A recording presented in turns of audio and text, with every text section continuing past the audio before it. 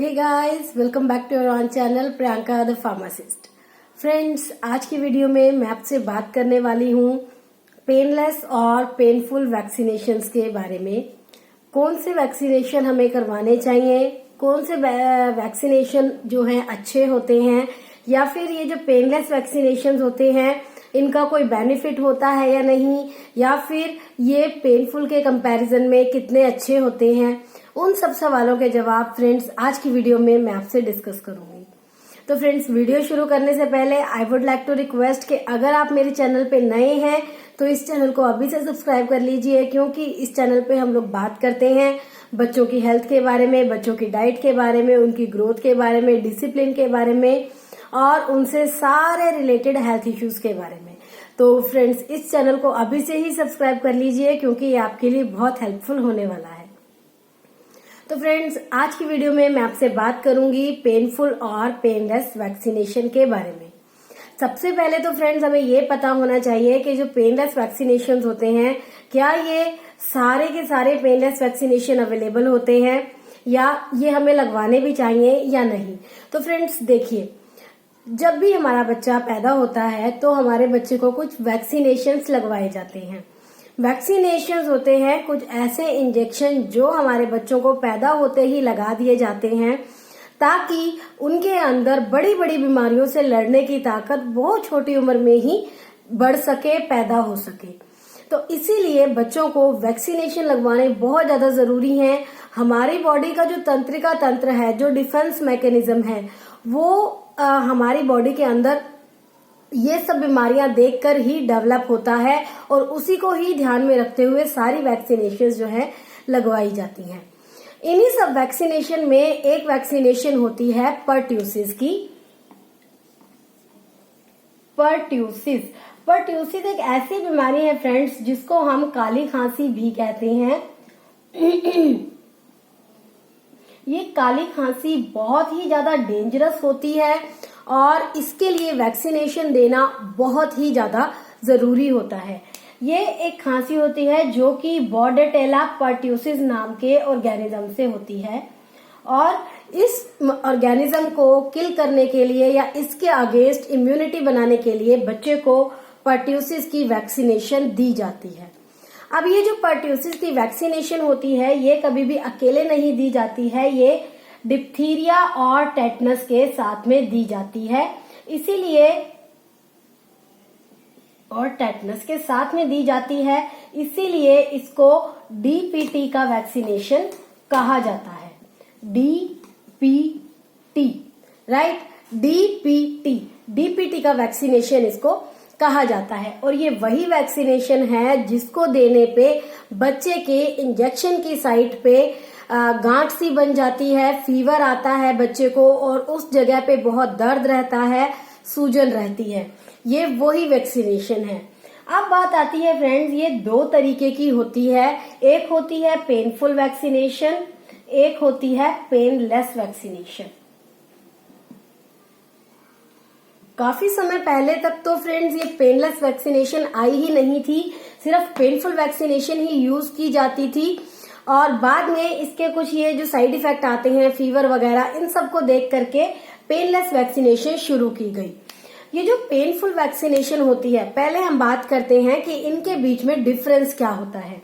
देखिए फ्रेंड्स, ये जो पेनफुल वैक्सीनेशन होती है इसको हम DWPT भी कहते हैं और पेनलेस को हम DAPT भी कहते हैं। DW का क्या मतलब होता है कि इसके अंदर बच्चे के अंदर पूरा का पूरा होल ऑर्गेनिज्म जो है बच्चे की बॉडी में इंसर्ट कर दिया जाता है और फिर बच्चे की वैक्सीनेशन, जो बच्चे के अंदर जो इम्यूनिटी जो है डेवलप करवाई जाती है। ये थोड़ा स्ट्रांग होता है, इसको देने से तुरंत बच्चे के अंदर कुछ साइड इफेक्ट आने लगते हैं, जैसे कि उस जगह पे जख्म हो जाना या फिर उस जगह का सूज जाना, गांठ पड़ जाना, दर्द होना, 3-4 दिन तक दर्द रहना और 3-4 दिन तक फीवर भी रहना।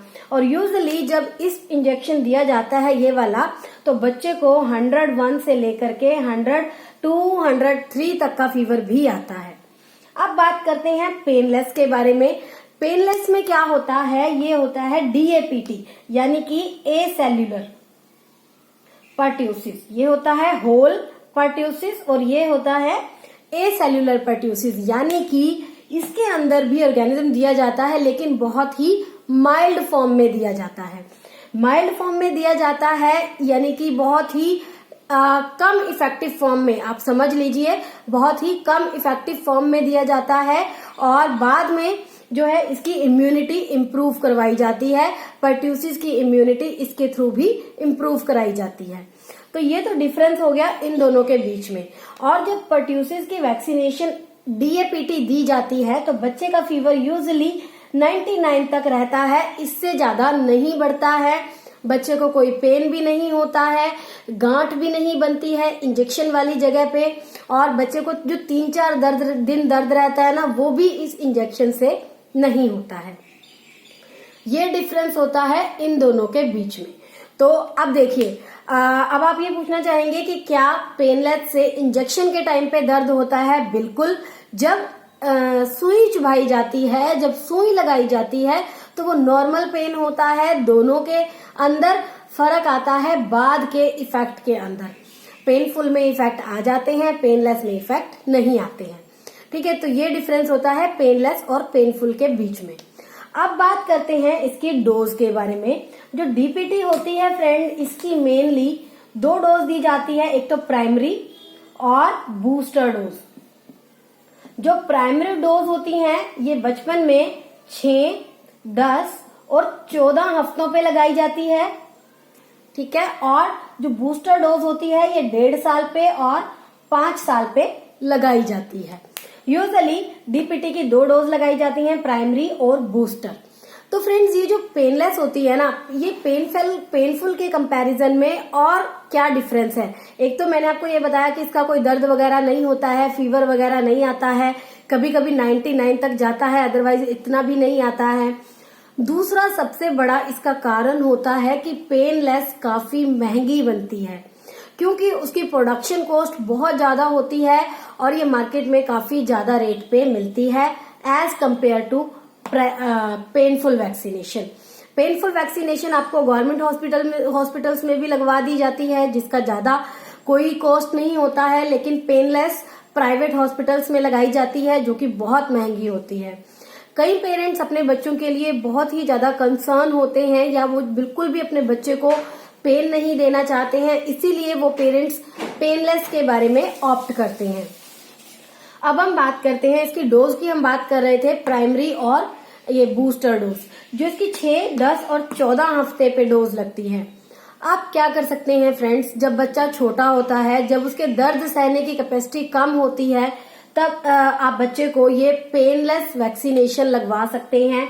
और जब बच्चा बड़ा हो जाता है तब आप अपने बच्चे को पेनफुल वैक्सीनेशन भी लगवा सकते हैं।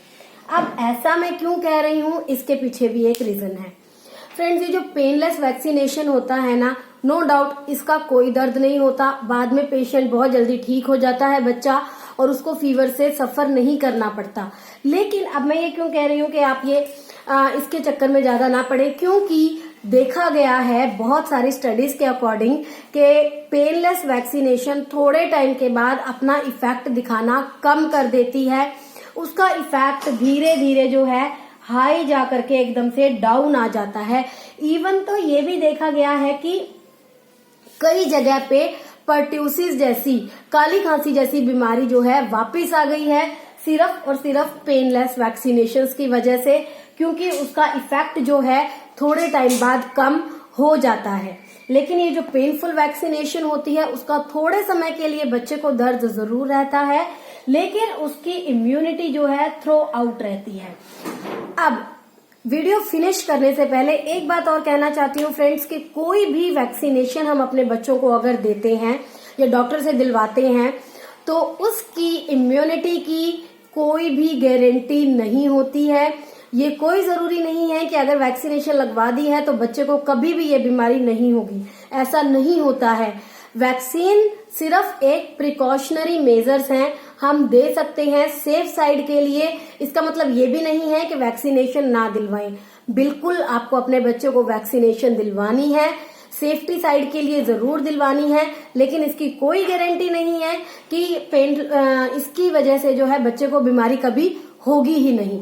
तो इस गलतफहमी में ना रहे, लेकिन बचाव के लिए, जानलेवा बीमारियों से बचने के लिए वैक्सीनेशन लेना कतई ना भूलें, बिल्कुल ना भूलें, और अपने बच्चे को हर इंजेक्शन लगवाएं।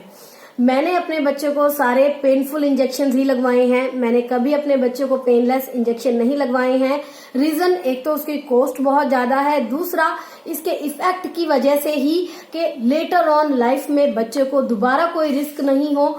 द प्राइम फैक्टर वॉज कि बच्चे को बाद में कोई रिस्क नहीं हो। हमने अपने बच्चे को सारे पेनफुल वैक्सीनेशन लगवाए हैं। और दूसरी बात मैं आप लोगों के साथ ये भी शेयर करना चाहती हूँ कि मैंने अपने बच्चे को सारे इम्पोर्टेंट वैक्सीनेशन गवर्नमेंट हॉस्पिटल्स में लगवाए हैं, कोई भी ऐसे प्राइमरी हॉस्पिटल्स में या बहुत बड़े बड़े हॉस्पिटल्स में नहीं लगवाए हैं। रीजन कि क्योंकि मुझे वहां पे ऑथेंटिसिटी का और यू कैन से कि मुझे उन पे बहुत ट्रस्ट है, इस वजह से मैंने हमेशा गवर्नमेंट हॉस्पिटल्स ही ऑप्ट किए। और आपको समझ में आ गया होगा फ्रेंड्स कि पेनफुल और पेनलेस वैक्सीनेशन में कितना डिफरेंस है। अगर मेरी सजेशन चाहते हैं देन आई वुड से कि आप पेनफुल पे ही जाएं, क्योंकि शुरुआत में थोड़ी पेन हो सकती है लेकिन बाद में बच्चे को इतनी प्रॉब्लम नहीं होती है। ये जो मैंने आपको बताया कि शुरुआत में पेनलेस बाद में पेनफुल, इसके बारे में भी आप सोच सकते हैं, लेकिन इसके लिए आप अपने डॉक्टर से सलाह ले सकते हैं। तो friends, this is all for today's video.